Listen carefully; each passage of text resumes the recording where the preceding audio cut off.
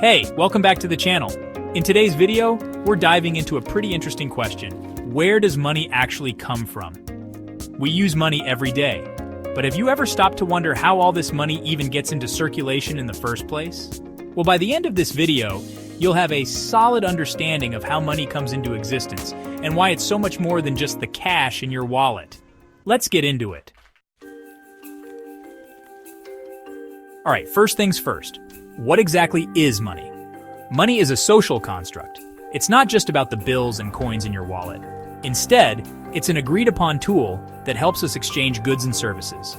Think of it as a universal yardstick we use to measure value, store wealth, and facilitate trade. Money allows us to buy and sell things, making trade possible. You can save money over time. It holds its value, well, ideally, and can be used later to purchase goods or services. It provides a consistent way to measure and compare prices, salaries, and the value of different goods. When we talk about money, it comes in several forms that we interact with daily. Cash, this is the physical money, banknotes and coins, that you can hold and exchange directly. Book money, also known as electronic or digital money, this exists in your bank account and powers everything from online transfers to card payments. Cryptocurrencies. Then we have digital currencies like Bitcoin or Ethereum. These are decentralized, meaning they don't rely on a central bank. Instead, they're based on something called blockchain technology, and they're becoming more and more popular. So we've got cash, digital money, and cryptos. But here's the thing, money doesn't actually have intrinsic value. Well, except for things like gold, which has historically been used as money. But today, money gets its value from something else, trust. When we use money, we trust that it has value because of the institutions behind it, like the central banks. Think of it this way.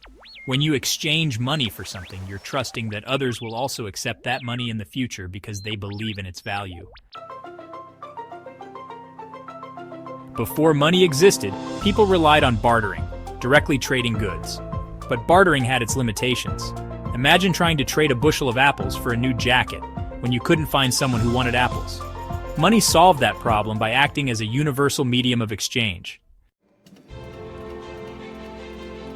So where does money come from? It starts with central banks, institutions like the Federal Reserve in the United States or the European Central Bank. They control the supply of money, including how much physical cash is printed. But it's not as simple as printing money whenever you feel like it. Imagine if governments printed endless cash. Sounds nice at first, right? But that would lead to hyperinflation. Suddenly you'd need a wheelbarrow full of cash just to buy a cup of coffee. Not good. To avoid that, central banks use tools like interest rates and quantitative easing to keep the economy stable. Now here's where it gets really interesting. Most of the money in our economy isn't physical cash, it's digital. Commercial banks play a huge role here. When you take out a loan, the bank doesn't hand you physical cash, they credit your account. Essentially, they create money out of thin air through a process called credit creation. So while the physical money is important, a lot of our economy runs on these digital transactions. In recent years, cryptocurrencies have emerged as a new form of money. Unlike traditional money created by central or commercial banks, cryptocurrencies like Bitcoin and Ethereum are generated through a process called mining. Unlike regular money, these digital currencies aren't controlled by any central institution, so the value of Bitcoin or Ethereum is driven entirely by supply and demand, and trust in the system itself. It's kind of like a digital gold rush, and some people have made a lot of money from it. So, how does money eventually get to you, the consumer? After money is created by central banks or through bank lending, it circulates throughout the economy. Money enters your life when you work, when you sell something, or when you borrow from a bank. It doesn't just appear out of nowhere. It moves through the economy and you interact with it in all kinds of ways.